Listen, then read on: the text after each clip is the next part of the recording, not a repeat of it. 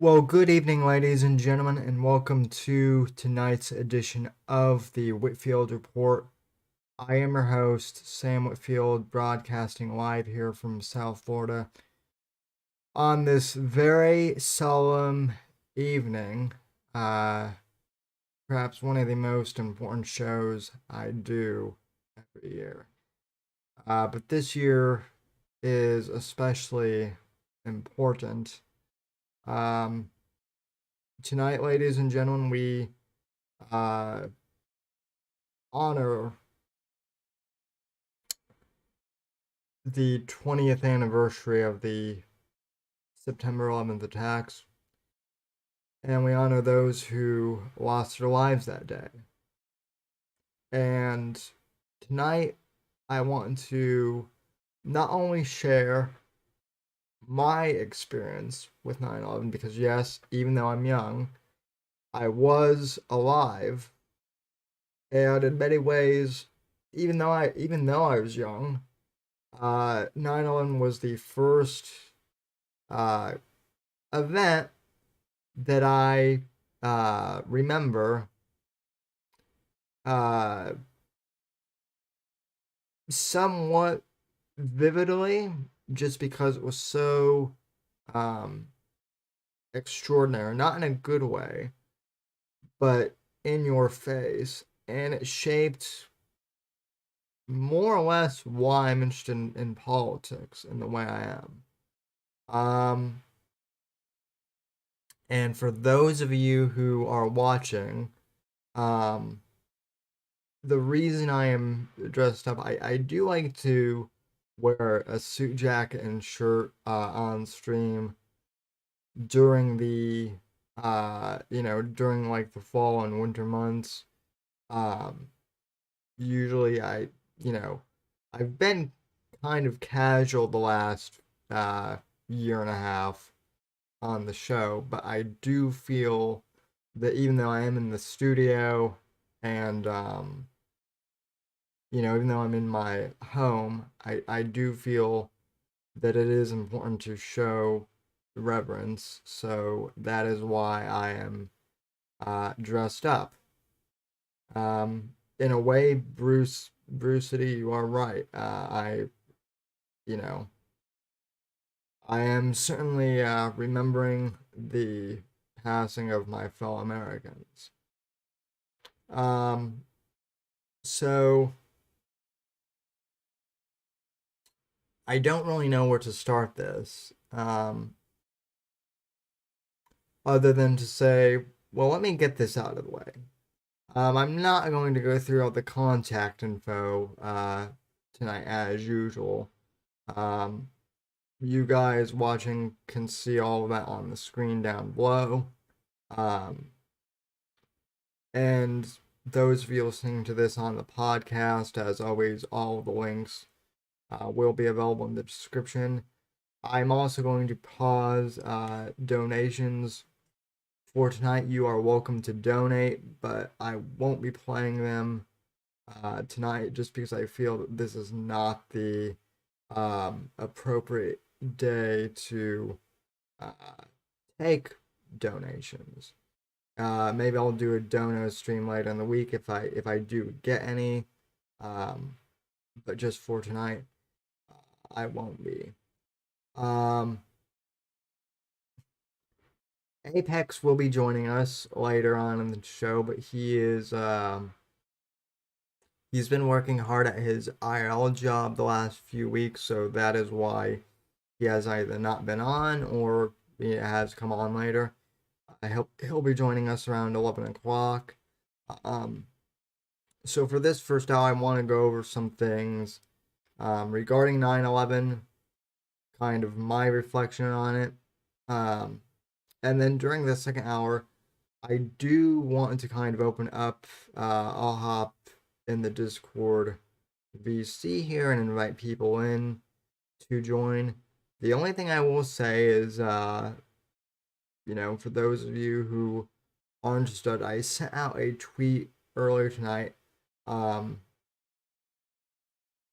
basically saying that if you either live in the New York area or were in New York during that time, I would appreciate hearing from you. So you can either at me on Twitter, um, at @somebodyburns_NDC, or you can, if you're in Discord, just message me and say that you want on. I'll check that later on in the show, and we'll get you in the Discord so that you can share, um, what your experience with 9/11 is and what 9/11 means to you. And I'm also curious because I know we have a few audience members who actually weren't born yet when 9/11 happened. So I am curious for those audience members, what have you learned about 9/11? What can us old fogies who were around during that time, you know, tell you? Um, but all joking aside, we will have a memorial somewhat tonight, um, and we will commemorate, but we will try and remain somewhat positive. I won't be going into any of the 9/11 conspiracies on the channel, but I will be going into the politicization of of how 9/11 has been politicized, because that is unfortunate, and it has also happened from some of our leaders. But anyway, to start this off, I figured I would just play. I found a compilation of some of the footage from 9/11 with some of the phone calls. So, yeah, this is not easy stuff to watch, but I figure, it's always good to remember history, even though it's dark history at times. So, let me cue this up here. And yeah. All right, let's see here.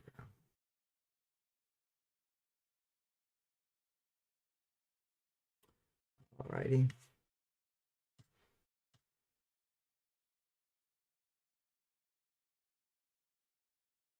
Um,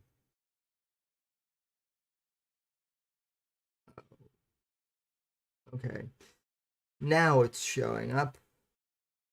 Hopefully.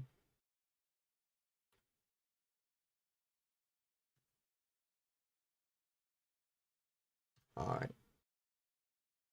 So this is a compilation of the footage. This is from the TSA's channel, and usually I don't like playing stuff from the government or any government agency, but this one was actually pretty decent as far as compilations go. American 11, are you trying to call? The cockpit is not answering their phone. Our number 1 has been staffed, and our 5 has been staffed. I'm going to call from Washington. I am in a situation with American 11, a possible hijack. What's going on, Betty? The aircraft is erratic again. Problem, very erratic.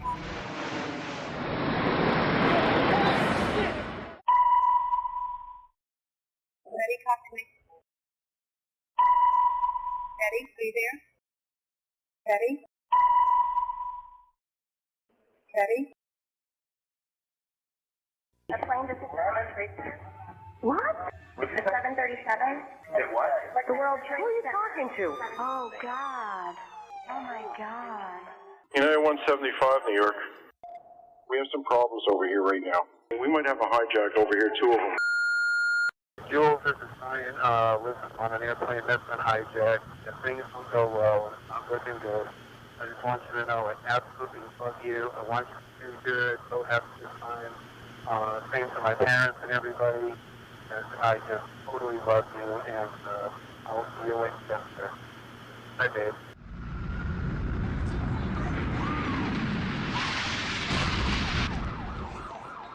What are those people gonna do? All the elevators are blocked out. Oh my God. So both towers are now. Okay, I got an aircraft 6 miles east of the White House. Crystal City, just north of Crystal City. Just to the north of your town. Yeah, stop all departures. Pentagon just got hit. Don't for CNN. God damn it, I can't even protect my NCA. United 93, that traffic for you is 1 o'clock, 12 miles eastbound 370. Negative contact, we're looking, United 93. United 93, Cleveland, if you hear the center identity. Сега се да, и при мен седи, я да бъда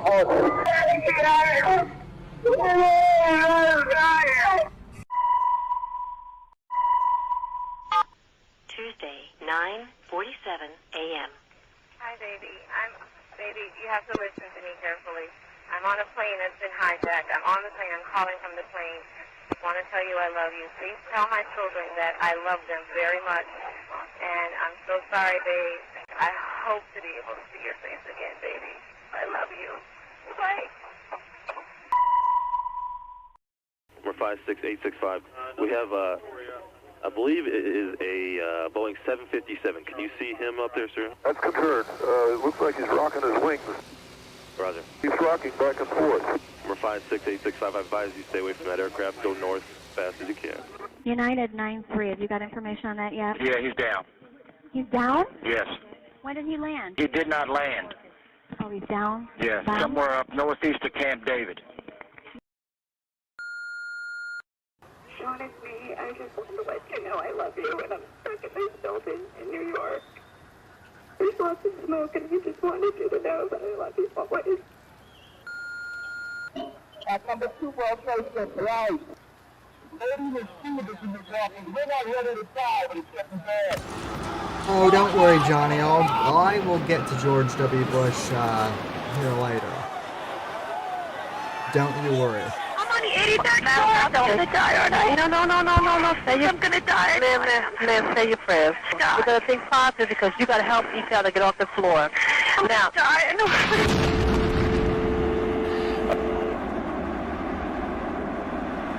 A new type of war. That's what it is.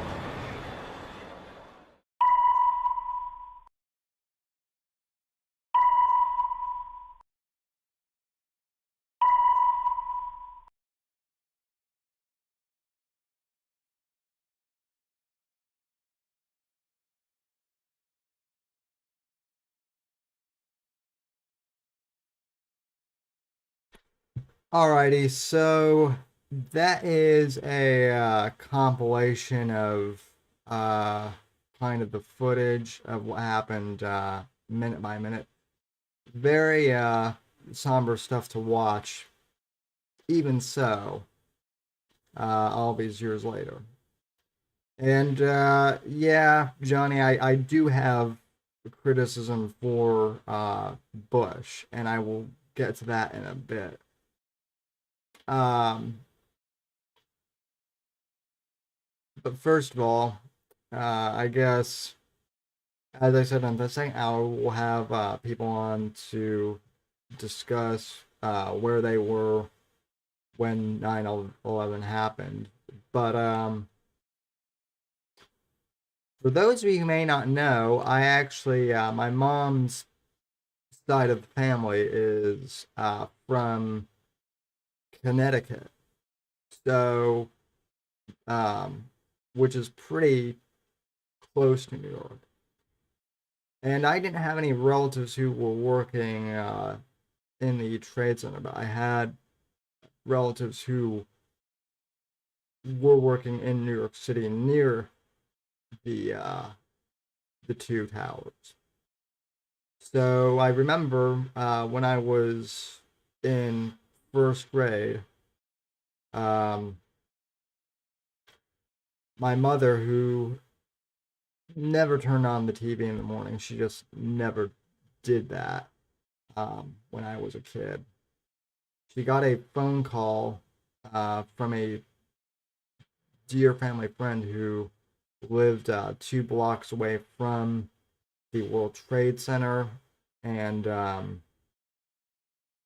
he told her to go turn on the TV immediately, and she, got pissed off and told him, I don't, I'm getting Sam ready. I don't watch, TV in the morning. And she told him, he told her to just do it. So she grabbed me and grabbed my clothes and brought me out to the living room. And as I was getting dressed, I do remember the second plane hitting the second tower.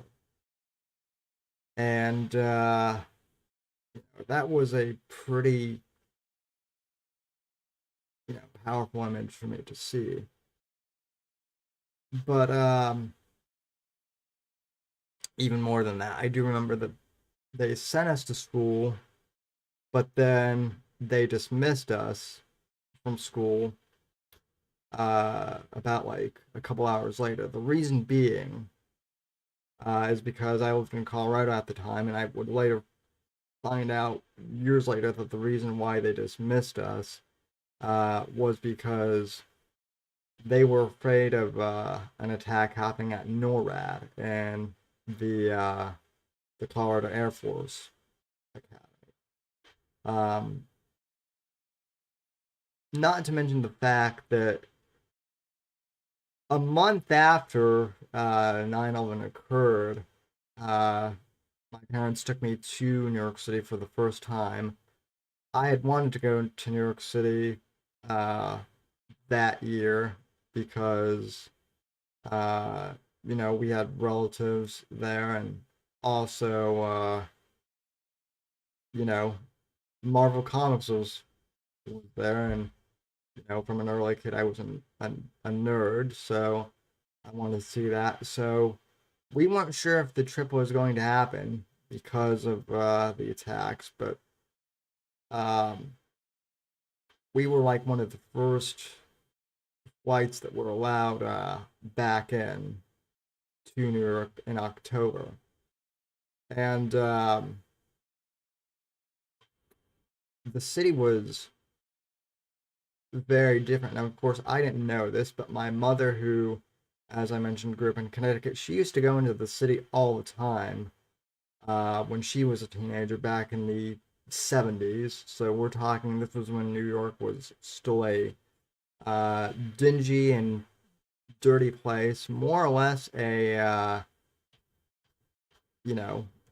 shithole for all intents and purposes. And New York used to be a tough place, and it wasn't like that after 9/11. And it weirded my mother out, which was weird for me to see her weirded out like that. That was unusual. The other thing I remember is the smell of gas and burning metal, which permeated throughout Manhattan. That is the one thing I remember from that trip, and that stuck by me. And ever since 9/11 happened, that was again kind of my origins. I was always a curious kid, but I wanted to find out what the hell happened. And so that was kind of my foray into politics as I got more interested in history, and then current events, and then, around the time I was in 8th grade, I started podcasting, and the rest is history, as they say. So that's kind of my experience, with 9/11, what little I can remember. of the actual day. Now, I will say too that the unfortunate thing is there are lots of things as a result of 9/11 that have changed and not for the better. First off, the fact that we went into a 20-year war on terror, which is still never ending, is sad to me. And the fact we have also lost so many civil liberties because of the Patriot Act, which was only supposed to be temporary, that keeps getting reinstated. And the TSA,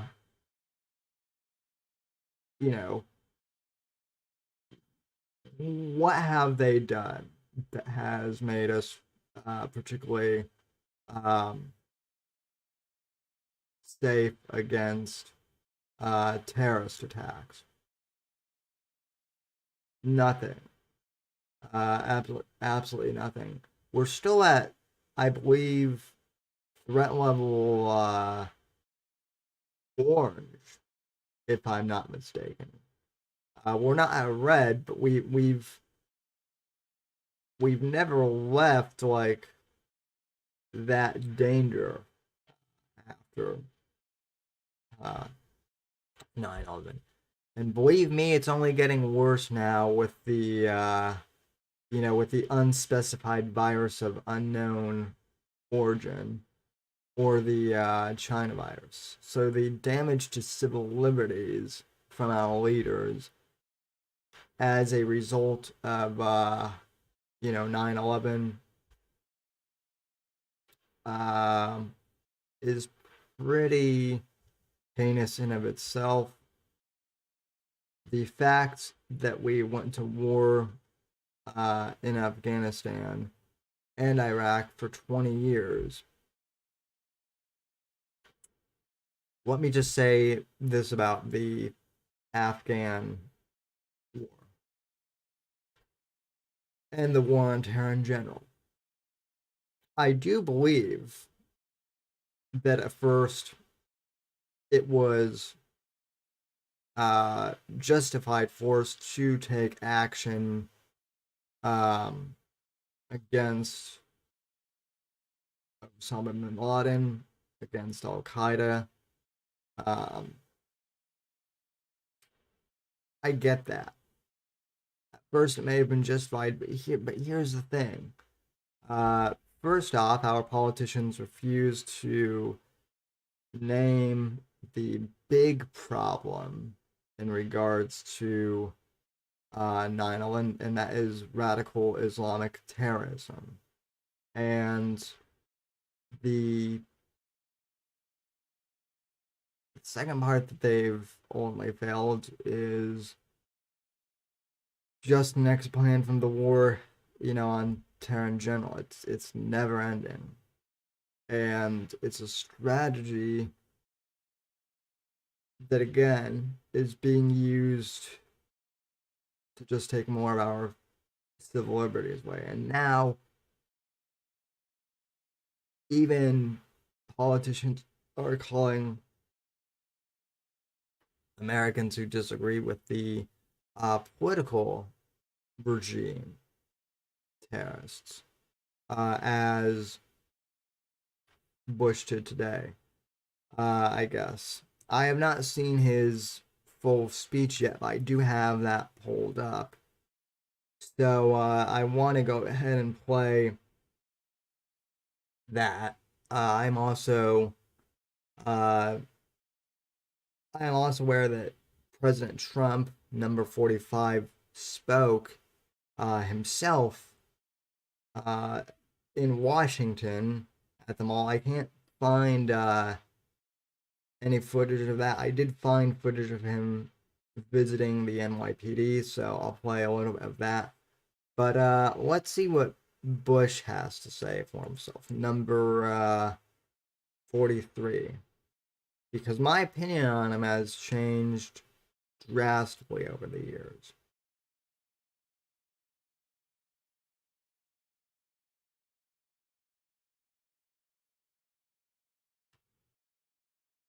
So let's go to. All right. Let's cue this up, shall we?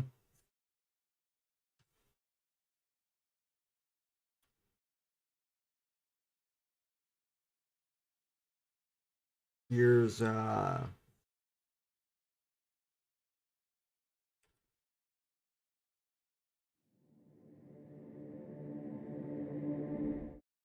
here's 43's speech. Clip number 2. 20 years ago, we all found in different ways, in different places, but all at the same moment, that our lives would be changed forever. The world was loud with carnage and sirens, and then quiet with missing voices that would never be heard again. These lives remain precious to our country and infinitely precious to many of you. Today we remember your loss, we share your sorrow, and we honor the men and women you have loved so long and so well. For those too young to recall that clear September day, it is hard to describe the mix of feelings we experienced. There was horror at the scale of destruction, and awe at the bravery and kindness that rose to meet it. There was shock at the audacity of evil, and gratitude for the heroism and decency that opposed it. In the sacrifice of the first responders, in the mutual aid of strangers, in the solidarity of grief and grace, the actions of an enemy revealed the spirit of a people, and we were proud of our wounded nation. In these memories, the passengers and crew of Flight 93 must always have an honored place.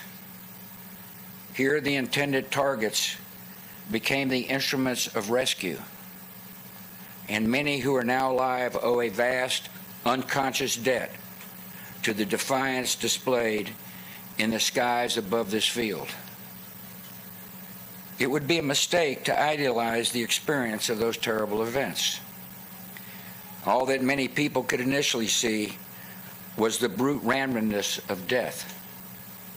All that many could feel was unearned suffering. All that many could hear was God's terrible silence. There are many who still struggle with a lonely pain that cuts deep within. In those fateful hours, we learned other lessons as well. We saw that Americans were vulnerable, but not fragile. That they possess a core of strength that survives the worst that life can bring.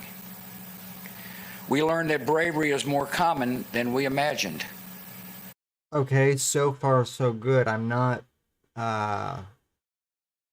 seeing anything bad here yet, but I know what's coming, so hold on to your butts, folks. And like I said, I'm not doing any conspiracy stuff or any of that tonight. Emerging with sudden splendor in the face of death. We vividly felt how every hour with our loved ones was a temporary and holy gift. And we found that even the longest days end. Many of us have tried to make spiritual sense of these events. There is no simple explanation for the mix of providence and human will that sets the direction of our lives. But comfort can come from a different sort of knowledge. After wandering long and lost in the dark, many have found they were actually walking step by step toward grace. As a nation, our adjustments have been profound. Many Americans struggled to understand why an enemy would hate us with such zeal. The security measures incorporated into our lives are both sources of comfort and reminders of our vulnerability. Yeah, except for the fact that, you know, everyone's required to take off their shoes at the airport now. Everyone has to go with their body scanners, all that shit. Yeah, that's a real comfort. I've certainly been groped a few times by the TSA. So that's always fun. So, yeah, big comfort there. Hey, Georgie. And we have seen growing evidence that the dangers to our country can come not only across borders, but from violence that gathers within. There is little cultural overlap between. Oh, fuck you. See, this is what, you know, Bush and the establishment now are doing. I mean, that was clearly a nod to January 6th. And, yeah, I'm seeing more and more tweets today from people comparing, you know, January 6th to 9/11. And we'll get to some of those here in a bit. But yeah, that was, you know, he tried to slip it in, but we caught it. Violent extremists abroad and violent extremists at home. What, like Antifa? Is that what you're referencing? Because if that's the case, then I agree. But that's not the context that he seems to be speaking on here. But in their disdain for pluralism, in their disregard for human life, in their determination to defile national symbols, they are children of the same foul spirit, and it is our continuing duty to confront them. I agree. Antifa and Black Lives Matter need to be dealt with, you know, swiftly. 11, millions of brave Americans stepped forward and volunteered to serve in the armed forces. The military measures taken over the last 20 years to pursue dangers at their source have led to debate. But one thing is certain. We owe an assurance to all who have fought our nation's most recent battles. Let me speak directly to veterans and people in uniform. The cause you pursued at the call of duty is the noblest America has to offer. You have shielded your fellow citizens from danger. You have defended the beliefs of your country and advanced the rights of the downtrodden. You have been the face of hope and mercy in dark places. You have been a force for good in the world. Nothing that has followed, nothing, can tarnish your honor or diminish your accomplishments. To you and to the honored dead, our country is forever grateful. Fix the VA system. The VA system too. I didn't want to go off on this rant, but the VA system after the Veterans Affairs system in the VA hospital was absolutely broken under Bush. And, you know, it's still not that great. It's improved somewhat, but there are a lot of, you know, Iraq and Afghanistan veterans who, when they came back, you know, from the war, they,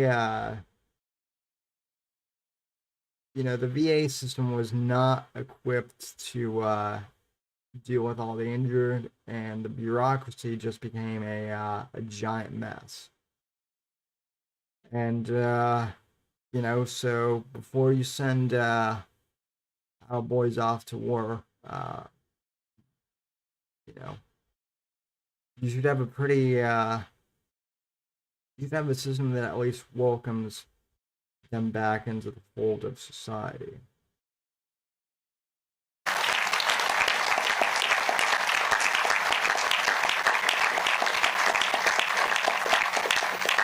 In the weeks and months following the 9/11 attacks, I was proud to lead an amazing, resilient, united people. When it comes to the unity of America, those days seem distant from our own. Malign force seems at work in our common life that turns every disagreement into an argument, and every argument into a clash of cultures. So much of our politics has become a naked appeal to anger, fear, and resentment.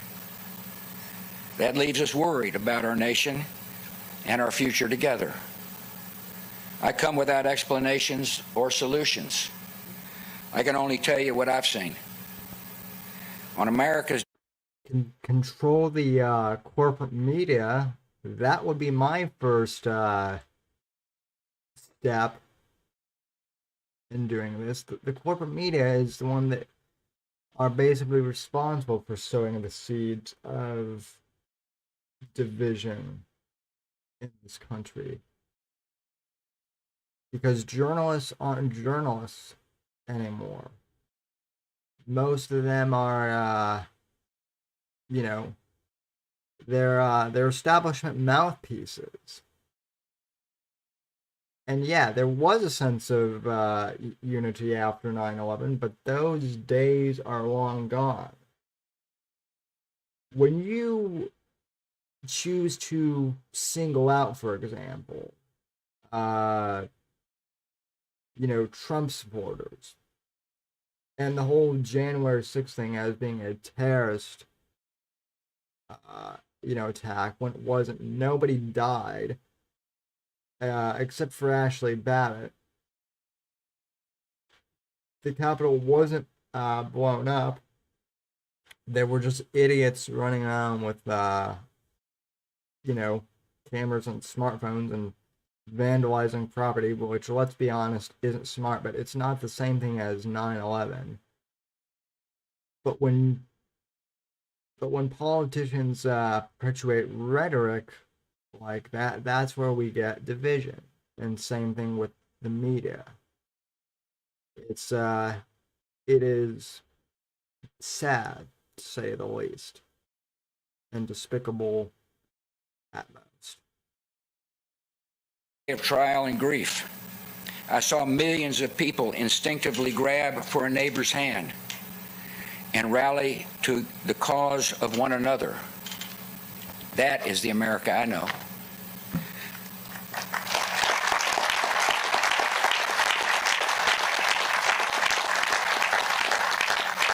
At a time when religious bigotry might have flowed freely, I saw Americans reject prejudice and embrace people of Muslim faith. That is the nation I know.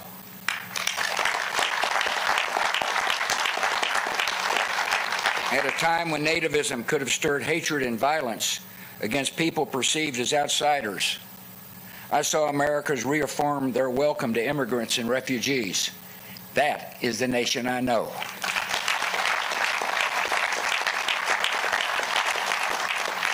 At a time when some viewed the rising generation as individualistic and decadent, I saw young people embrace an ethic of service and rise to selfless action. That is the nation I know. This is not mere nostalgia. It is the truest version of ourselves. It is what we have been and what we can be again.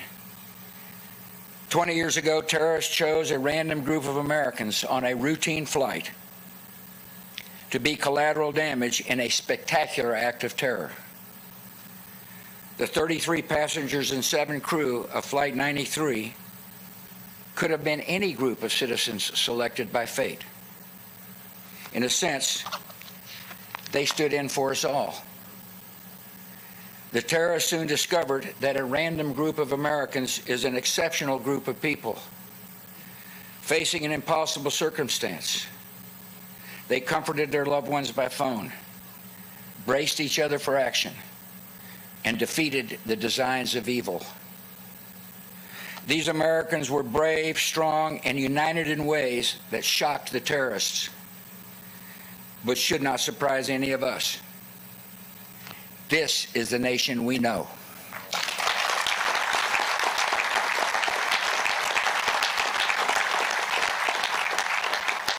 And whenever we need hope and inspiration, we can look to the skies and remember. God bless.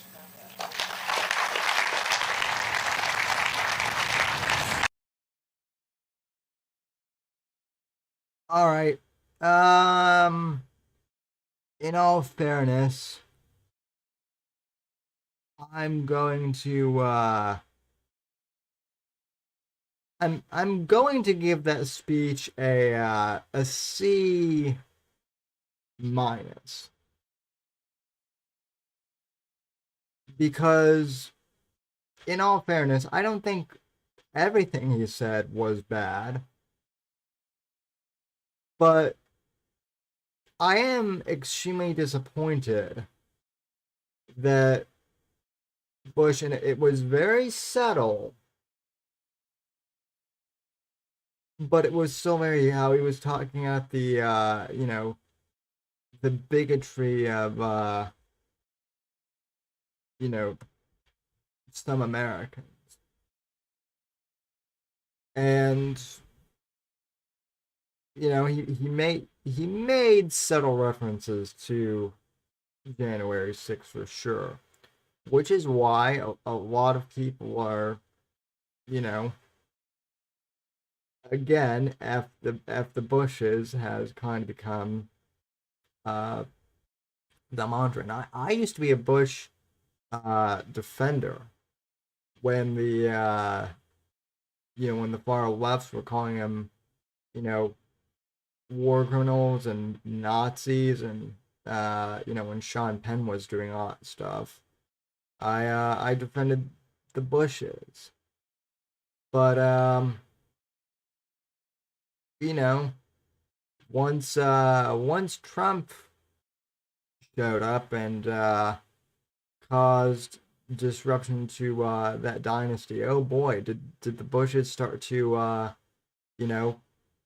politicize everything, even 9/11. So I'm just disappointed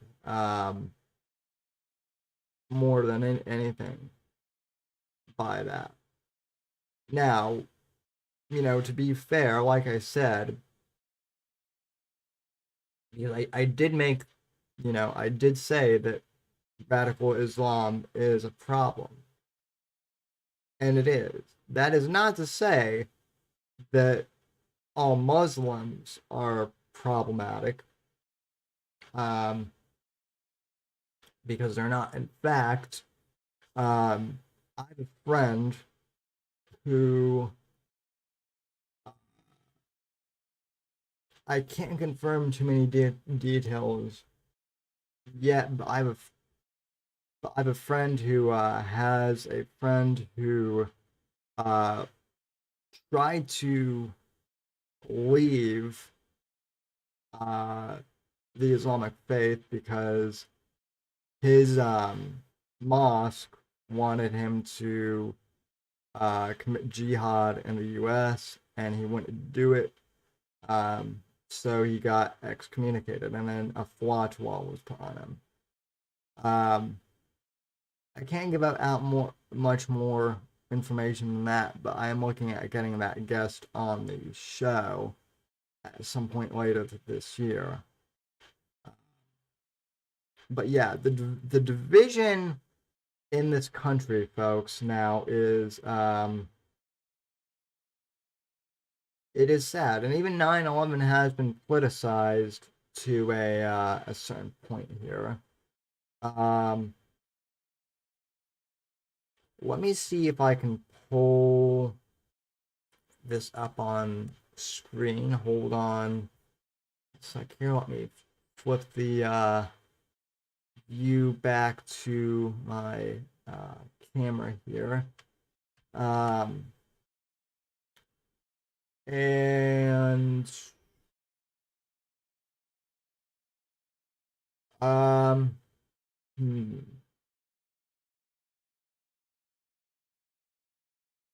let's see here. A few people have sent this to me. And let me look for this.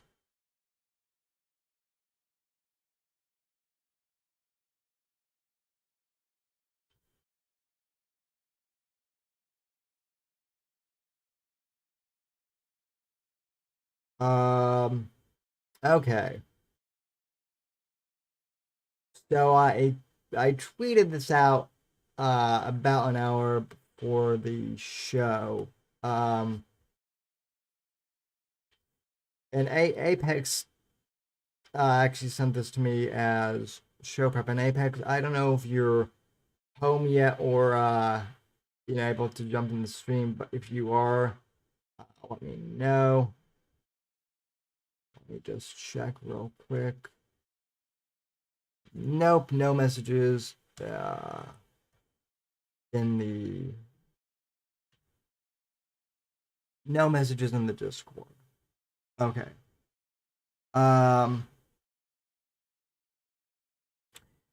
Anyway, though, sadly 9/11, as I said, has been politicized.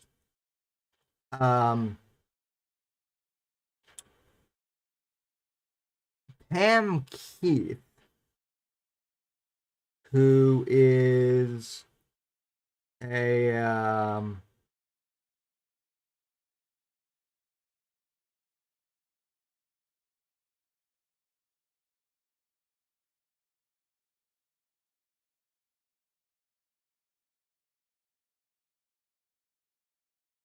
no, Apex, I mean, I do have family, I do have family in New York. They just weren't they weren't working on in the towers. Yeah.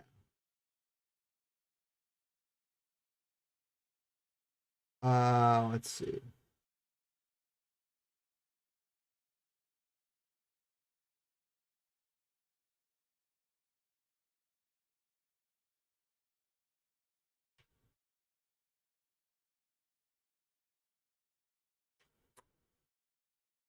Okay, here we go. Let's see. All right. So this representative Pam Keith tweeted out earlier last night on 1/6/2021, 9/11/2001 ceased being the worst thing that happened to America in my lifetime. It is really weird and painful to process and say that, but it's the truth. And quite frankly, it's not even close. Now, she has turned off comment replies because of this. Some people have replied to it, but again, this is evidence of the hyperpoliticization of 9/11. And there was also that idiot Congress person earlier this year that said that like more people died on January 6th than in 9/11.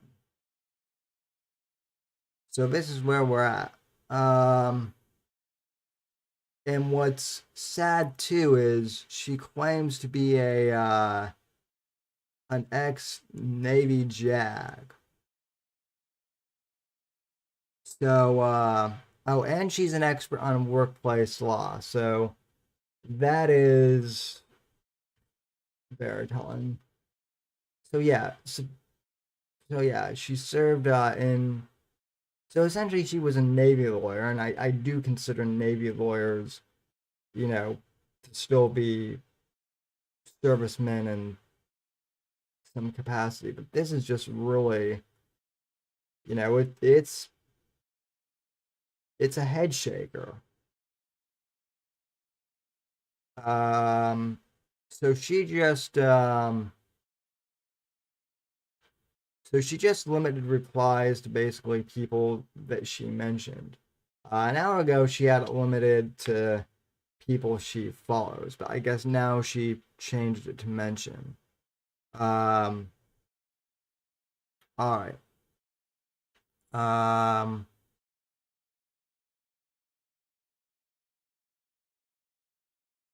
Yeah, earlier though, she was getting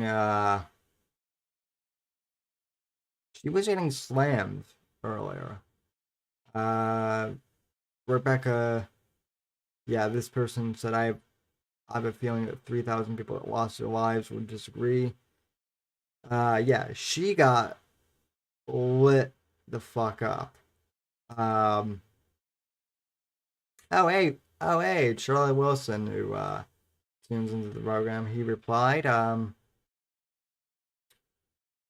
So yeah.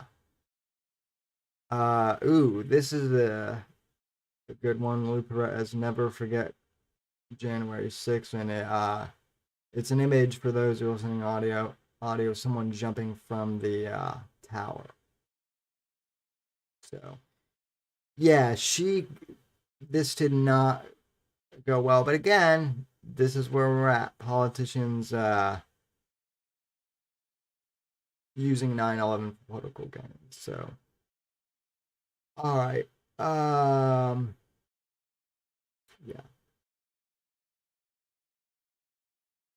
Let's go to the comments real quick.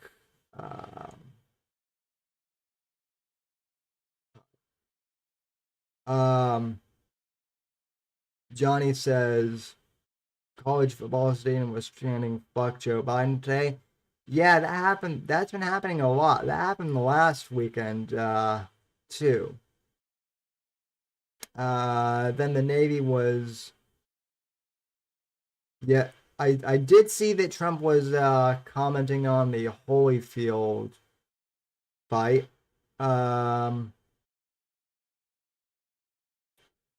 The Navy was the first service that fucked on duty.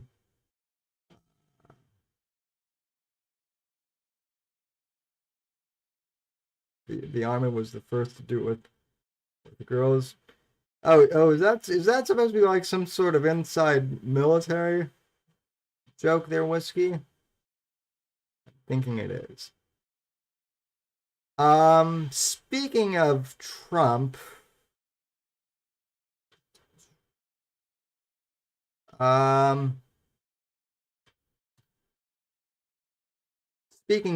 he actually stopped by the New York Police Department this morning, and gave his remarks to the NYPD in the midst of on the anniversary of 9/11. So yeah, this was this morning. I guess, and I haven't seen this anywhere else. So let's see what number 45 has to say. I did watch part of it, and so far pretty good. They weren't going to be able to do anything, but they left. And when they left, there was a vacuum. And then they came in and filled the vacuum. And whoever thought of this, a 5-year-old would have said the military goes out last. And that's what they wanted. They couldn't believe they were leaving. So it was gross incompetence. And I hate to talk about it on this day, but people are saying, why aren't they talking about what the hell we did? So I think you're going to be very happy. Mr. President? Yes, please. Right here. How are you? It's truly an honor to... Thank you. My honor. Can I speak on behalf Good-looking guy, huh? of, my entire family? I got a question for you. Yes. if elected again, which we strongly hope that you are, would you strongly consider having days of recognition for the outstanding service of the men and women police departments around the country? I would hope that I speak on behalf of the departments in the entire country. If you would strongly consider having more recognition for the outstanding achievements and accomplishments for police officers. I think it's an incredible question, and you won't believe this. I've never been asked that question before, and it should be asked. This is the first time for everything. This is the first time. And no, think of it. That's a great question. And yet I've answered every question from her and from him, from everybody. So I guess my question, not to really I like the idea. Yes. I think they deserve it. Remember, there's two types of considers in this world. There's consider and there's strongly consider. So I'm respectfully asking you to strongly consider that. You have a deal. And isn't it amazing that nobody's ever, when I say question, nobody's ever brought that up. And when I see what they do and things that take place, I was responsible for getting a lot of money, billions of dollars for the victims. You remember the signing I had with the police department, the fire department, and many others. That was on my watch. I saw they were talking about it today, but they had nothing to do with it. I had. Nobody mentioned it. I have to mention it myself, but Trump is being a troll. I think one or two of the people right from your precinct. And I love it. But we had a great ceremony in the Rose Garden, and it was a massive amount of money for the victims and the families of people that died in the World Trade Center. I mean, it's hard to believe, right? But they were trying to get that for a long time, long before I was there, and I got it. And today they were talking about it, and nobody mentioned my name, and that's okay, because that's the way it is. The other side was trying to take credit for it. They had nothing to do with it. So I just, I think that's a really good point, and I like it. Okay? Thank you. Thank you. Great question. Thank you. It's a rare question that I haven't heard before, and that's one that I should have been hearing a lot. Thank you Thank so you. much. Great question. Yes, please. No question, Mr. President. Just want to say thank you for coming down here. We all appreciate it. Well, I appreciate it too. I appreciate you. You don't get enough credit. And the crime in New York, and you look at these cities, Chicago. I had a very strong conversation with Abdul.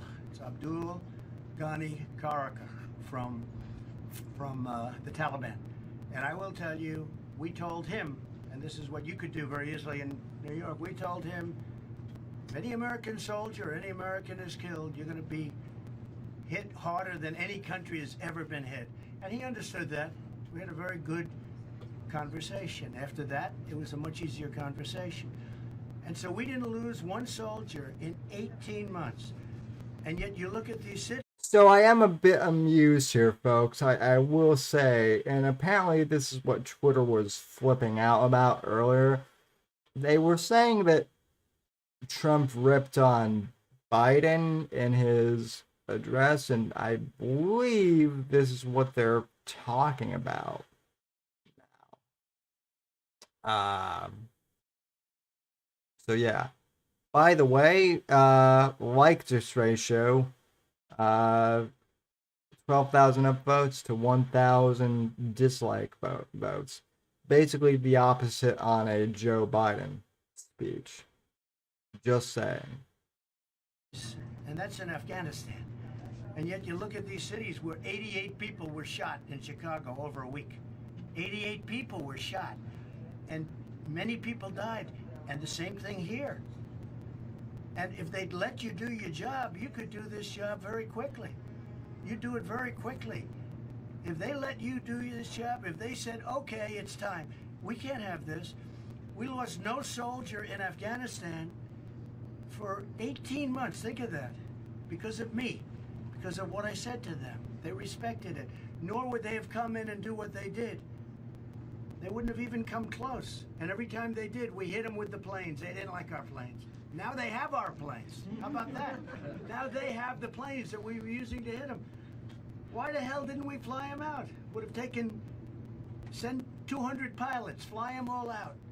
It's a horrible thing that took place. A horrible, horrible thing. It's an embarrassment. And the likes of which our country has never been embarrassed before. We've never had anything like this happen. It looked like we retreated. It looked like we gave up.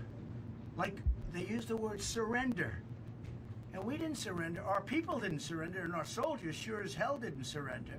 And you never surrendered. You could straighten out this city If you had the proper leadership, you could straighten out this city in 1 week. And the incredible thing about you know who the bad guys are. Because you see them and you get taunted by them. I know what happens. They taunt you and you're not allowed to do anything. You have to sit back and take it. Now, in the old days, when I was growing up in Brooklyn and Queens, they didn't have to take that. They didn't. They were tough guys, but no tougher than you. Wait, Evil Eric, Vern Troyer is still You alive? know who the bad ones are. And you could stop it so fast if they'd let you, but they don't want to do that. And so you have these crime statistics that are crazy. I mean, the only one they go after is Republicans or me. They go after me. Prosecutors go after me. Did he do a deal 20 years ago? It's a disgrace. But if you murder somebody, no problem. And then the no cash bail has to be killing you guys. Where you have the no cash bail, it's a disaster. If they would let you do your job with guys like this, if they would let you do your job, you would have it cleaned up. And don't nod, because if you do nod, you'll get in trouble, okay? I want you to so just stand and just be perfect. Don't nod. But if they let you do your job, you wouldn't have crime in New York. You wouldn't have crime in New York. So I just want to thank you very much. You are incredible people. I want to thank you for that endorsement. That endorsement meant so much. Now, in all fairness, I don't think any police department anywhere endorsed the other guy. I think I get 90. I must have gotten close to 100% of the vote. I think close to 100%. There are a couple of strays everywhere. We're trying to figure out who they are, right? But we got the military. We did great with the military. We did incredible with police and fire. So I just want to thank you all. Yes, please. One more question, Mr. President. If you decide not to run for president, if you decide not to, would you consider running for mayor of New York City? Well, that's an interesting question.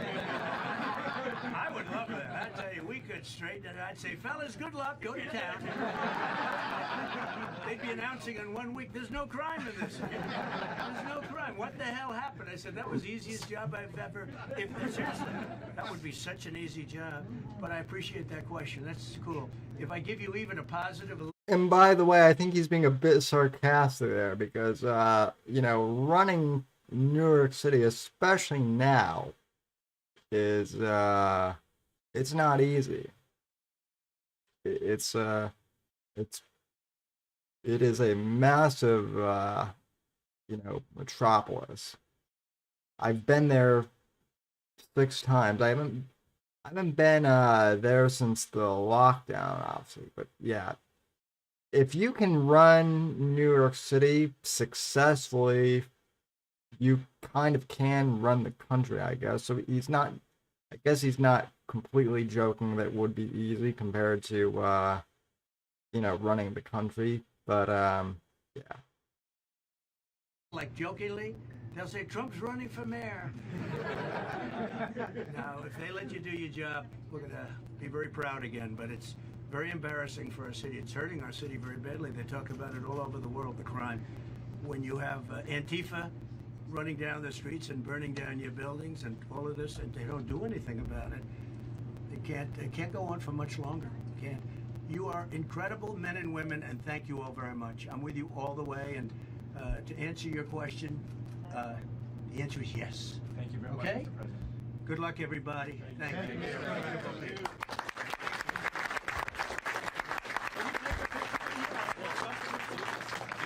I'm not going to catch anything from you. Come on, we're not catching anything. We do, I'll come back and blame you.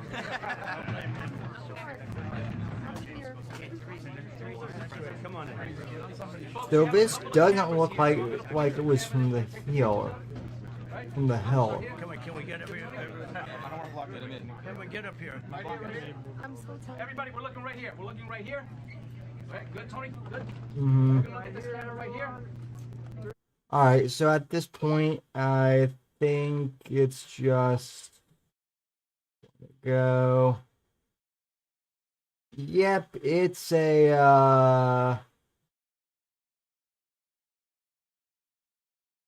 yeah, it's a meet and greet thing at this point, folks.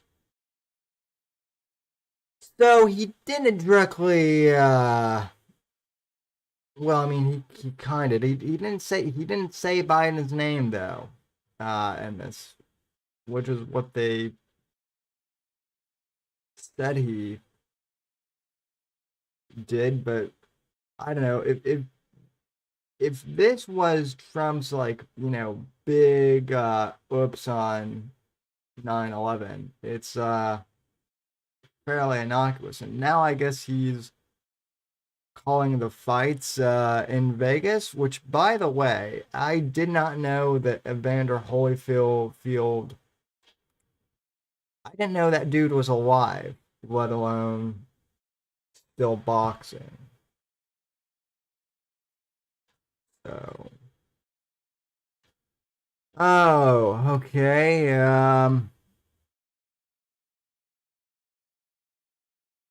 So let's see here. Anything from the chat? Let's check in. Oh, Sunny is here. And so is Sunny's in the chat. So good evening, Sunny. And Evil Eric, like I said, he said Vern Troyer is still alive. I didn't know that Vern Troyer was still alive. But like I just said a minute ago, I did not know that Evander Holyfield was alive either.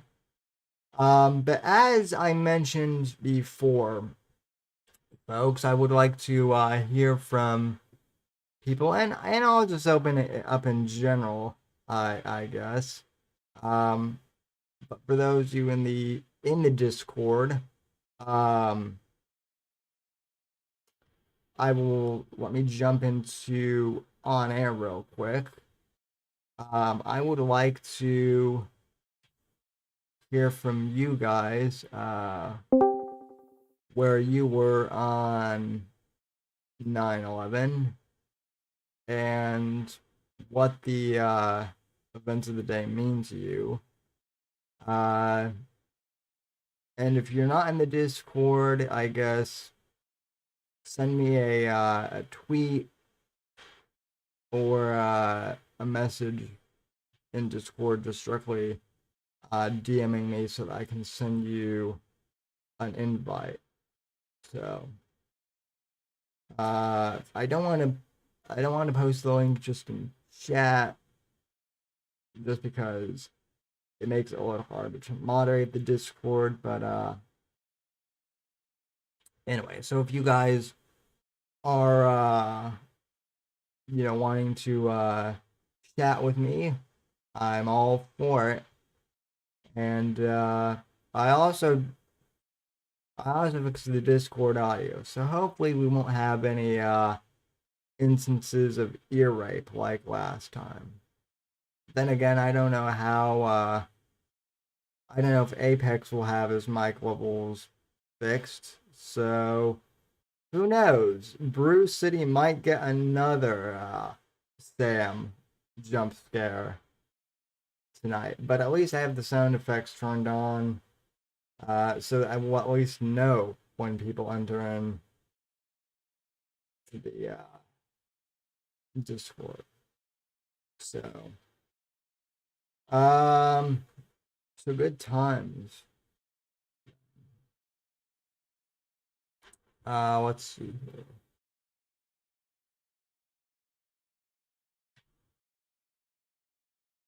What me also, I wasn't going to pull this up, but I am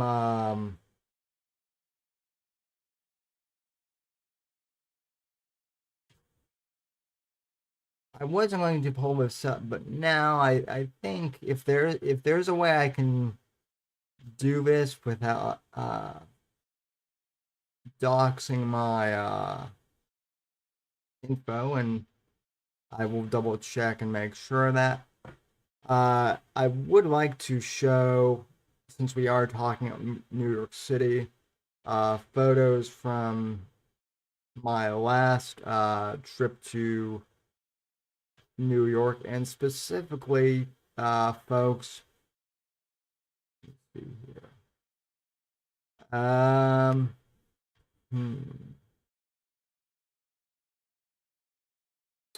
All right, let me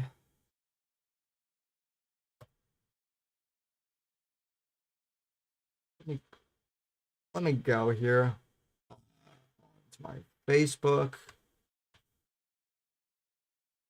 And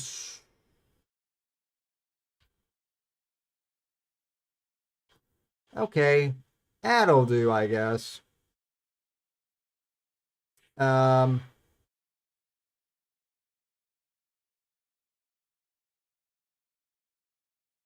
ooh. All right, so let's see here.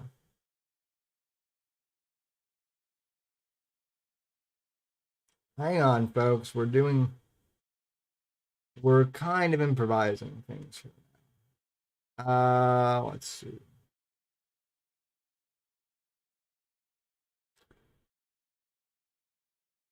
All right, so I wrote about this earlier, and I didn't tweet this out yet, but I posted this to the Whitfield Report Facebook page.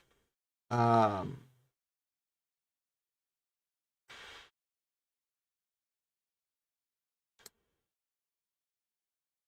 all right.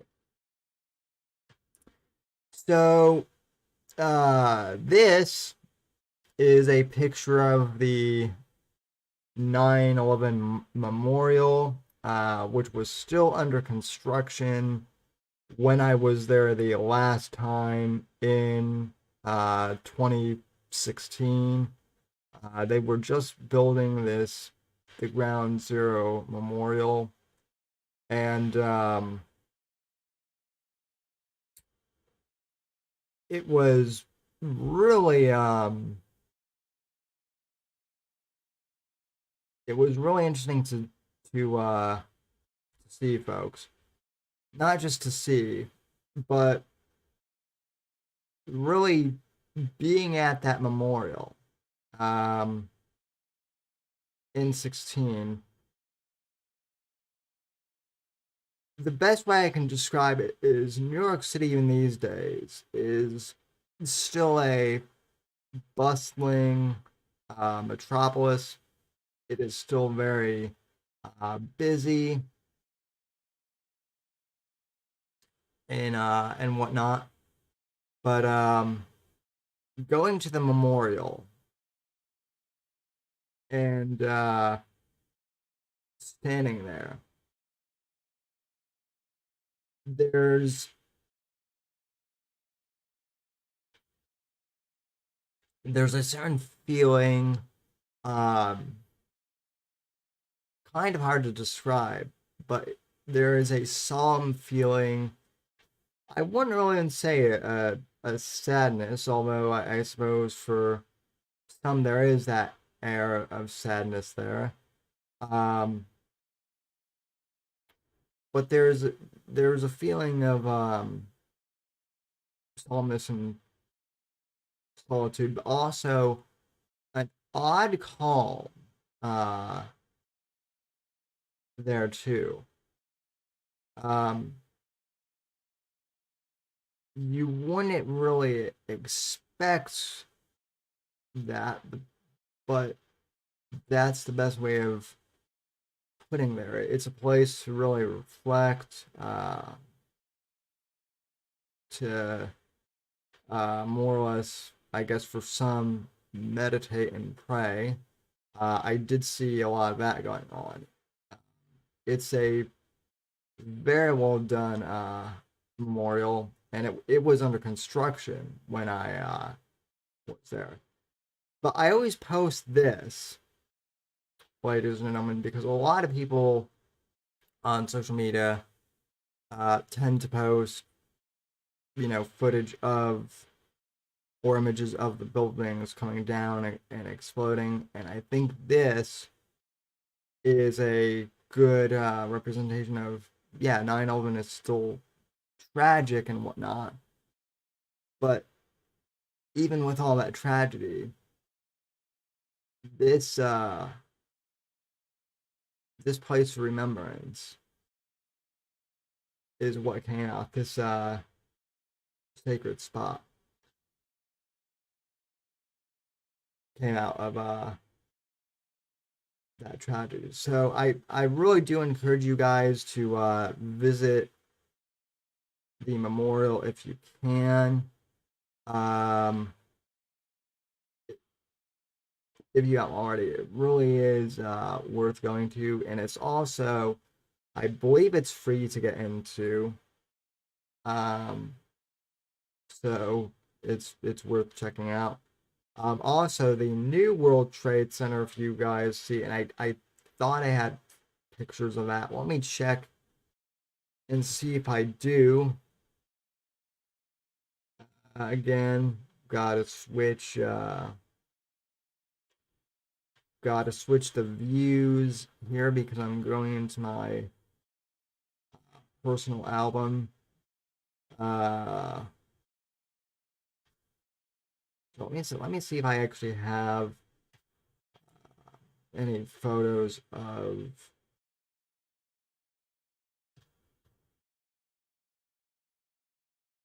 the World Trade Center.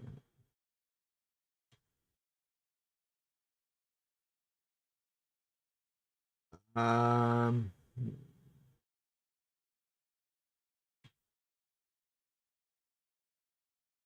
all right.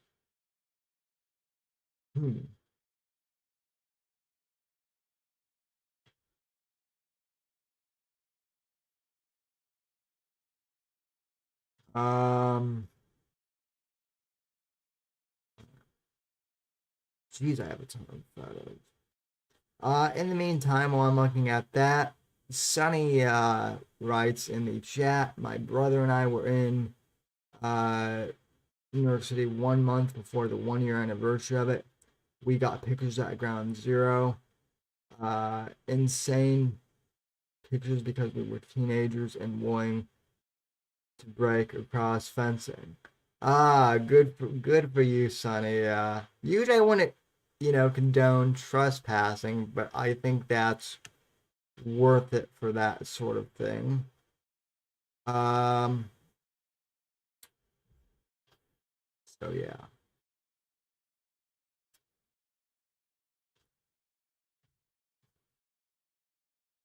All right, let's see here.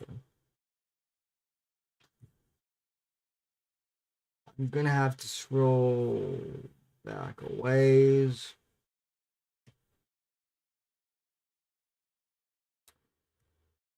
And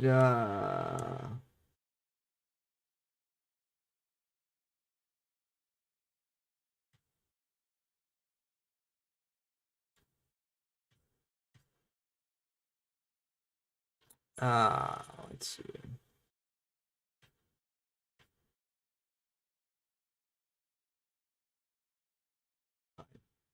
I thought I had it. But apparently I don't. However, here's something interesting I found. Let's see. So I took another trip in 2014, and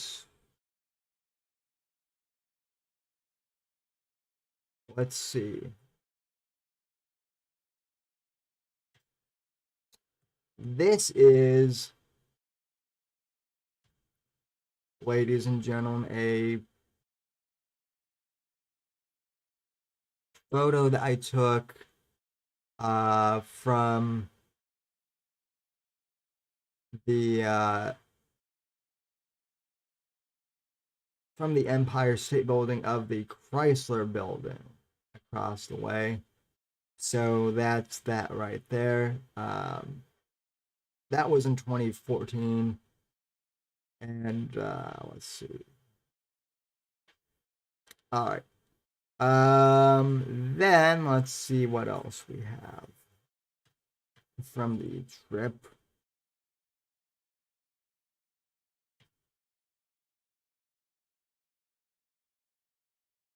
Okay. Okay.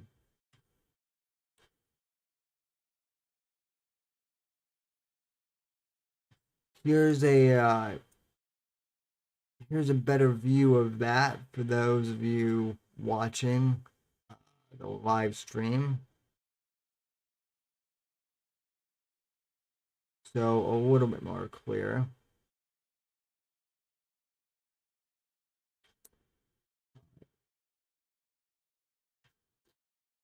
And then this is one I really want to show you because this is meme worthy Sam material here. And I know that some of you, I may even tweet this photo out, because there have been Sam memes made of this before. It's one of my most meme worthy photos, so I'm happy to share this with you. Let's see.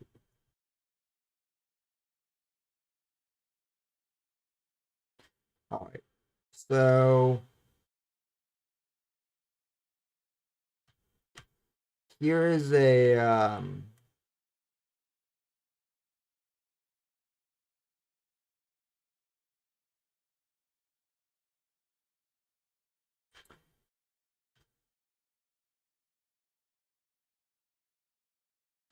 here's a photo of me at a pub in New York City on my last trip. This is at a pub called the Tir which is an Irish pub. And for those of you listening on audio only, I am holding a pint of Guinness with a big grin on my face, and I'm wearing a cardigan sweater and a beige sport coat, which I still have, I believe. And this photo has been memed a bunch. I've memed it. And others on the internet have also memed it, for better or for worse. So that is one of Sam's most meme-worthy photos. And then there's another meme from this trip as well. And yes, Sonny, I do like NYC. I've been there. I've been there 6 times. Well, 7 actually. Okay, I'm 26. And even you know. Thank you. I'm sure to you I look like I'm under 21, but I am indeed 26. Although I think I was 20. I was like 22 on that trip. But yeah, I like NYC, Sunny. But I wouldn't want to live there, especially right now. I do have a friend who lives in Queens, so the second Sam meme. Let me see if this will show up. Let's see.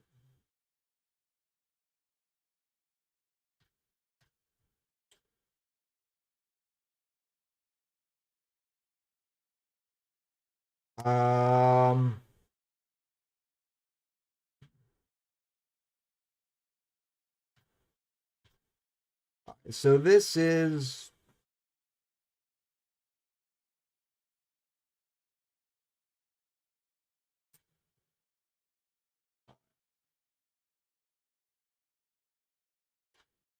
so this is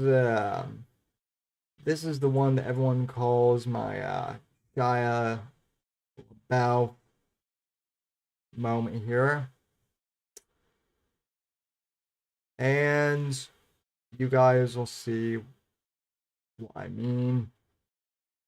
So this is me in Central Park, right by the Shake Shack, if I remember. And yeah, people have photoshopped my face of this onto Shia LaBeouf. People have memed Shia LaBeouf's face on to me. There's me in the New York City Public Library in one of the old phone booths from the 1940s, and I'm probably gonna save some of these and post them to Twitter because I'll just send them to Brew City and let Brew meme these. Because I know this audience will come up with amusing memes. So let's see here. Let me, before I go to the next picture, just make sure that this one isn't going to dox anyone.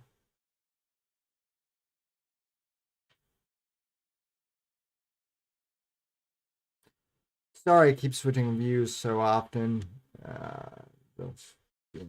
Facebook. That's just what you gotta do.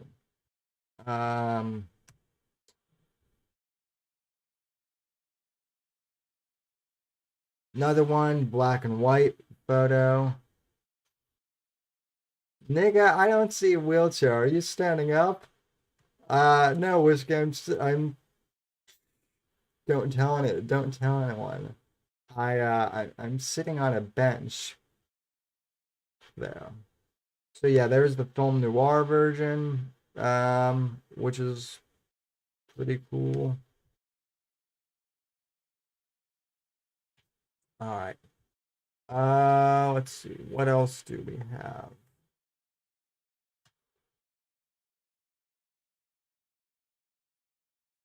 All right.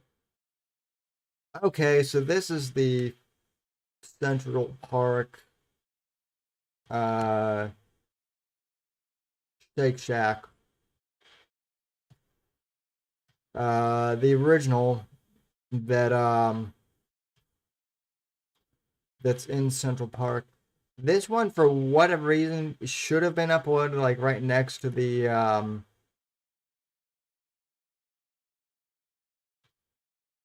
this one should have been uploaded like right next to the Shia LaBeouf one, but it didn't. But yeah, there's the original Shake Shack, which is a good place to get a burger. They've opened up franchise locations, and there is one here. And the franchise location here, it's not as good as the one in Central Park. So yeah, that was if you can imagine, that was what I was looking at in the the Shia LaBeouf.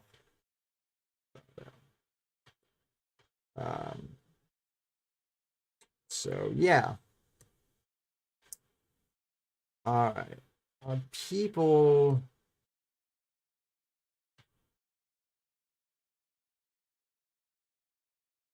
Okay.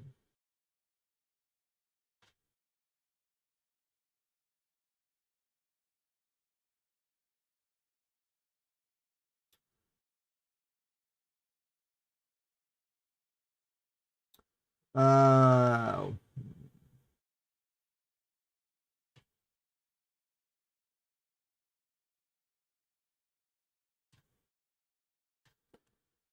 all right.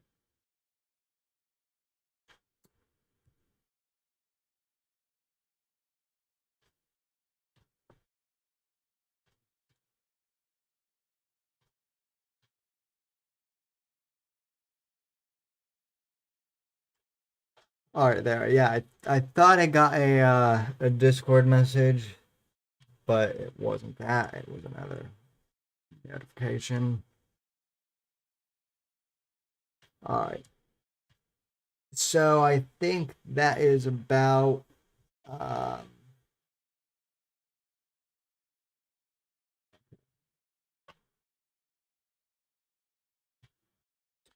right, yeah, so that is all the New York photos from the set, at least the ones that I can share on stream to the public.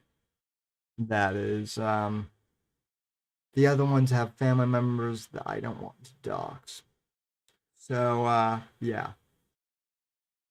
Anyway, folks, no one's called in, and it is close to 11:40, so I don't think that there's anything else. In terms of 9/11, I think we've covered everything that there is to cover. Obviously, a very solemn day.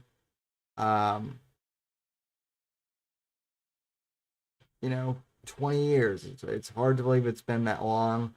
What's even crazier to me, though, and this is something I do want to talk about. Sonny mentioned the fact that I was so young when 9/11 happened. And that is true. I was super young when 9/11 happened. But consider this. I have audience members, ladies and gentlemen. Some of whom aren't in chat, but who may be watching or listening. Who are 20 years old or younger, even. Some members of this audience weren't even born yet when 9/11 happened. Furthermore, I have two half sisters from my father's second marriage that weren't born yet. I mean, they weren't born until recently. And it is a little weird to me, I must say, when I meet folks that are younger than I am, and they're being taught about 9/11 in history class. And that's a little weird to me because obviously 9/11 is a historical event, right? But it's not a historical event in the way those of us who lived through it think about historical events, if that makes sense. Like, I've always tended to think of historical events as something that you read about, like in a history book.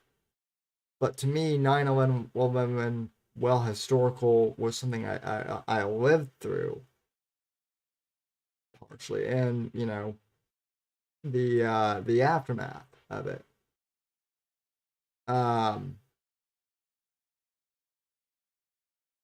It's it's weird also that that like things like the iPhone launch are also now considered historical events started being taught in high school. And again, I'm not that old at all. I'm only 26. But I was reminded today that back in 2001, I mean, my parents had cell phones that could call people, but all people could do was call on them. That was it. There wasn't texting, there wasn't there were messaging apps, but I think AOL and Yahoo were the only ones back in the day, if I'm not mistaken.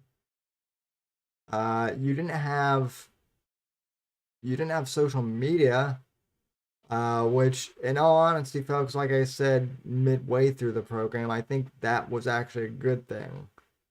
And I am kind of curious to know, and of course, we never will know the answer to this, but I am both curious and terrified to speculate what would have happened would America have been as united as a country had there been Facebook and Twitter around the time of 9/11? I'm not so sure we would have, unfortunately. Um, I think the polarization, um, it might not have been as bad then. But again, this is just something we will never know for sure. I would like to think that we would have, come together and united. But I think social media and just the kind of the nature of it would have prevented, kind of the unity we had after 9/11. Let's see. Um, okay, let's see. Someone popped into the voice chat. So, oh, Cat Boy, how are you? Doing fine. How about yourself? I'm doing okay. Considering. So, Yeah. Figured I'd just pop out and check up and see what's going on. I was just well, as you may have heard, I was just reflecting on what the reaction to 9/11 might have been had there been all of this social media crap back in the day. Oh, back in the day? Yeah, 9/11. Yeah, I mean, it's still, it's still unbelievable what happened on the day John Ritter died. I mean, people to this day mourn the death of John Ritter when he died on 9/11, 03. Oh, we're talking about that 9/11, right?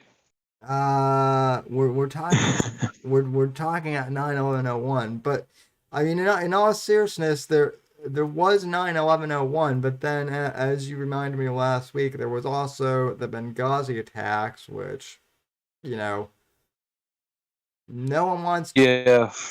no one wants to talk about that anymore. Yeah, and that pisses me off. I mean, Benghazi is just as important on 9/11 as is not the 01, Can't forget about those 4 guys that have died because, the people that actually had those guys killed are still walking about. I'm not talking about the terrorists out in Libya.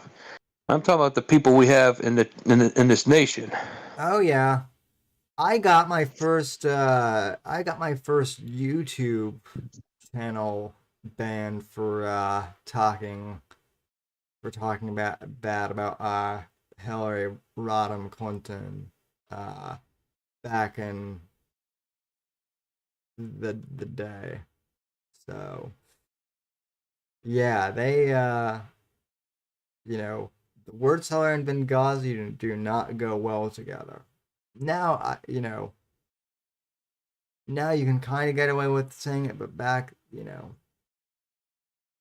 then they did not want people you know talking at Hillary and Yeah. Benghazi or Obama in Benghazi. Yeah. So, Well, speaking of Benghazi, can we all agree that the movie 13 Hours is what killed her chance of being president? well, I I'd say mean, it's one of the contributing factors. I would say, I I mean, would say it is because that movie kind of red pilled a lot of people on what kind of president Hillary would have been. sure, I guess you could make that argument. I would agree that that was part of it, but I mean, Hillary has just always been an unlikable bitch, though too. Like, Oh my God, so true. so I mean, like I said, you know, honestly, I think if Hillary hadn't run in 16, I don't think Trump would have won. I think people got so desperate. I think it was like anyone but Hillary. So that was how we ended up with Trump. Yeah. Or at least, But I mean, at least for me, if at least for me, it was a case of, oh, you're going to nominate that bitch. Well then, fuck you guys. I'm going to vote for the most outrageous guy that's out there, and that's Trump. So, um, you know, and yeah. lo and behold, he won, and actually did not a perfect job, a fairly decent job in my view. And you mean Trump? Yeah, I think. Well, I'll put it to you this way: I think he did better than Bush, and I think he did better than Obama. yeah, He's obviously he's obviously did better than Biden. Did he do as well yeah, as Bill Clinton? I don't think so. yeah. I can't really speak on Bill Clinton too much. So let's see. Uh, Bruce City. Remember after 9/11 when restaurants changed French fries to freedom fries? I remember that around like Yeah, I remember that. I remember that happening around 2004, Brew. You know, I guess it happened after 9/11. So let's see. Let's Blair Rapshaw goes. The U.S. majority changed post 9/11. It was the beginning of the great weirdness. Yeah, I mean, for the first few years, things seemed pretty normal, but after that, it shit got weird quickly. So, yeah. Yeah, I Uh, mean, if I had a comment about 9/11, it's just that I just don't like the Freedom Tower in New York City. I just wish they would have rebuilt the Twin Towers, make them stronger. yeah, That's just my opinion. yeah. No, I think a lot of people feel that way. I can't remember what the reasoning for them not doing that was. I remember reading it somewhere, but I can't remember what it was. Or something retarded. A mint condition chicken goes. They were called freedom fries because the French wouldn't join the war on terror. Um, Yeah, I remember that. yeah, my grandfather who served in World War II hated the French. But yeah. I It's funny right now. You look back on it, it looks like the French were smart in not getting involved. And right now, from what I've seen, at least the French people are trying to fight for the freedoms. Yeah. Well, it's funny. The Me Too stuff is not happening in France at all. None of this like cancel culture is over there. So, um weird random question for everyone since in the chat, do people even use the word French fries anymore, or I just use the term fries now, but I don't know. Well, That's yeah, just I use fries, but sometimes people sometimes I don't think some people still use French fries, but sometimes they say fries unless it's a specific kind of fry, like Cajun fries or curly fries or chili cheese fries, something like that. yeah. But yeah, I think people still just say fries for short. And and speaking of that, that reminds me, someone I think as a joke on Twitter wanted me to do a French fry you know, like blind taste test. I might I might be willing to do that on a live stream. Obviously, I'm not going to do it in here, but in my room. But I would be willing to do a blind fry taste test it. So to whoever suggests that, I'll take it under advisement. So yeah. Um. Oh yeah, Brew. They did cancel Pepe Le Pew. I'm remembering that now. So, they also tried canceling Pepe the Frog, which wasn't French, but still. Let's see. Alair Rapshaw says sometimes I say fish and chips. Yeah, well, that's what you're supposed to say when you're having fish and chips, though. Um, so, um, all right, well, uh, oh, because Lara lived in Scotland one summer. That makes sense. All right, well, anyway, So, any other comments, thoughts I on? was wondering. I mean, I'm wondering. Do you think we're gonna do this whole 9/11 anniversary thing every year? Because you don't really see anybody do the whole Pearl Harbor thing anymore, do you? Um, I mean, I mean, you do some You do somewhat, but that is kind of an interesting point you bring up too, because like the greatest generation, that generation unfortunately has, they've kind of passed away. Um, so I guess maybe that fades away with like, you know, generations. That is interesting to kind of consider though. Um, Yeah. I could see this going on for maybe 10 years before they just kind of, I don't know. I mean, they'll probably still do it, but it won't be on a big scale. They'll just mention it for like a minute on the news and just move on to another story. Well, the one thing that is really kind of honestly weird and creepy is I did see footage today um of people at the memorial uh service in New York City, and they were all wearing masks. It was Yeah, black masks. Yeah, I saw a video of Biden. All of them were getting booed. I was trying to find video footage of that of them getting booed before the show, but for some reason I couldn't find on YouTube. So, um, yeah.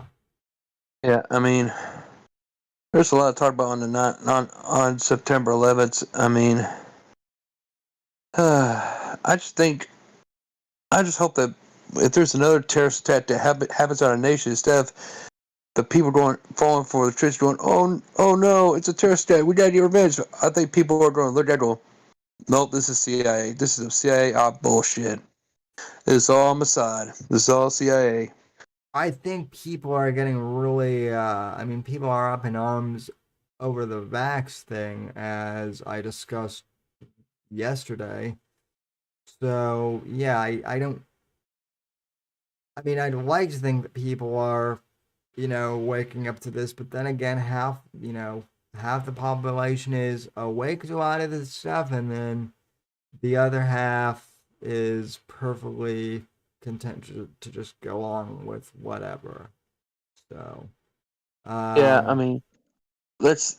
Yeah, I mean, if another terrorist attack, I'd like to think that. I mean, I think there are some people who are more red pilled about, what the like that 9/11 was an inside job, and people, if the next attack happens, going, man, no, we don't believe it's. In the media, it's terrorists from the Middle East, like Iran. They attacked America. Like bullshit. This is CIA.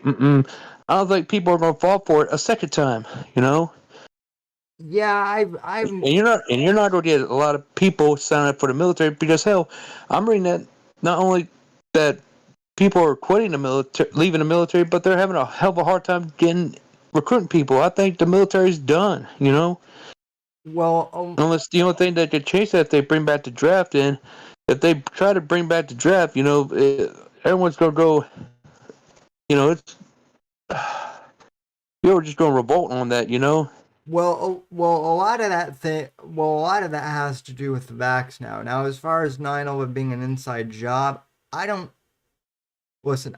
I don't believe that 9/11 was an inside job, partially because I don't think that George W. Bush could keep a secret that long.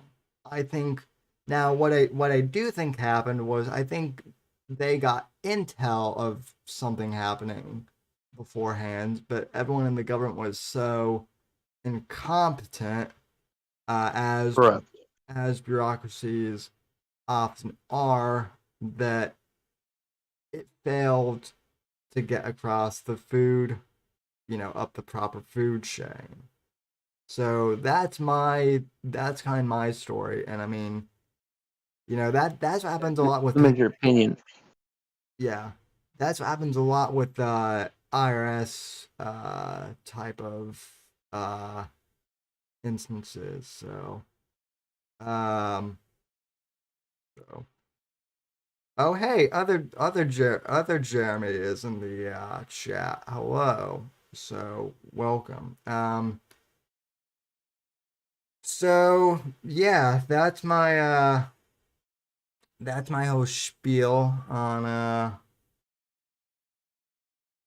the 20th anniversary of 9/11. So yeah. And if there's one thing to talk about from like 9/11 is that it pretty much kind of confirms at this point that Pat Tillman left the NFL, joined the military, and got murdered for nothing. And I hate to say that though, but it looks like to be the truth. I bet you right now there's no family in America that is hurting from of how the withdrawal of Afghanistan went than the Tillmans. Well, not just Oh, they're going, did Pat die for this bullshit? Yeah, And they were really blackpilled about what happened to their son and how the military lied to him, how he died and all that. Yeah, well, everyone's kind of, I've been doing Biden reaction videos for the last few weeks, and it's crazy. People are they're pissed with how Biden handled things with the whole withdrawal and whatnot. And I don't think any of our troops died in vain per se, but I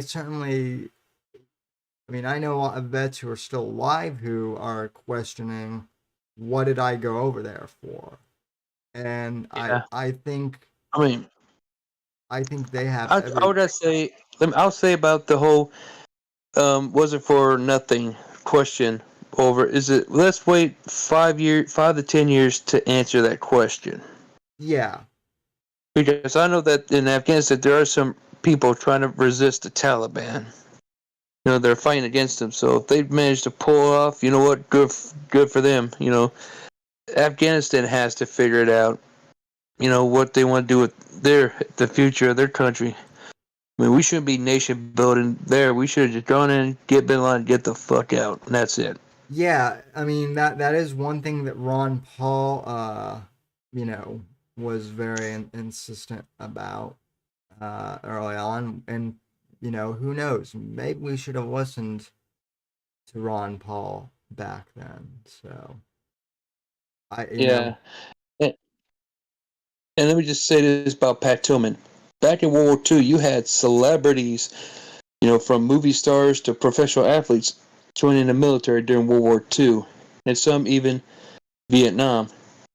But during the whole war on terror, we only had one popular celebrity that went to sign up for the military, and that was Pat Tillman.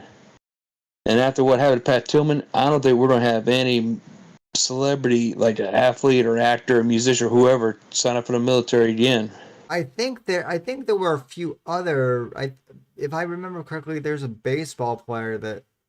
There are a few baseball players that went went into the service, but I'm not good. I'm not as well versed with athletic names, so I'm not sure about that. So Yeah. But I mean, let's I know see. the only. I mean, I know of one movie star that that went to fight in Afghanistan, and it was that kid who played Little Forrest Gump in the movie Forrest Gump. He played young Forrest. Uh-huh.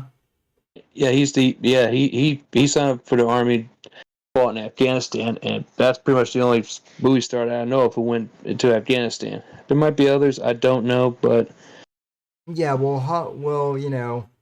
Hollywood doesn't, they like to play action heroes, but when it comes to actually picking up guns, you know, they like to talk a yeah, lot. they like to pretend. So Just like our politicians, bureaucrats in DC, they like to pretend to be leaders, but they don't want to lead. They don't do it. They just want to get the benefits and not doing any of the fucking work. exactly. So anyway, though, I think I am going to wrap up the show here soon. So any final thoughts? Yes, yes. I wish to say, next year will be the 10th anniversary of the Benghazi attacks. So, but for right now, I want to say rest in peace to Ambassador Christopher Stevens, Sean Smith, and former Navy SEALs Glenn Dougherty and Tyrone Woods. And Indeed. I also would like to remind everybody in 2 months from now, we are going to have an episode of the Whitfield Report on the 10th anniversary of Patrice O'Neal's passing. That is true. So yeah, I So put that on your calendars, children. it's it geez, it's been 10 years since Patrice has gone. Yep, yep. It's been 10 years nearly 10 years since he died, and coming up in March, we're going to have an Andrew Breitbart 10th anniversary special too. Yeah, that'll be. I actually have maybe a few guests that might be coming on for that as well. So uh yeah, thanks for reminding me of all of that. But You're very much welcome. anyway, Cake Boy, thanks for calling in and appreciate it. No problem. You're very much welcome. Have a good evening, sir. And let's see. All right, so that will do it for the show. So, ladies and gentlemen, I want to thank you so much for tuning in tonight and checking out the stream. I want to thank each and every one of you for tuning in. God bless you. God save this great nation. God, freedom, democracy in that order, and I will talk at you down the road. Later, Gators.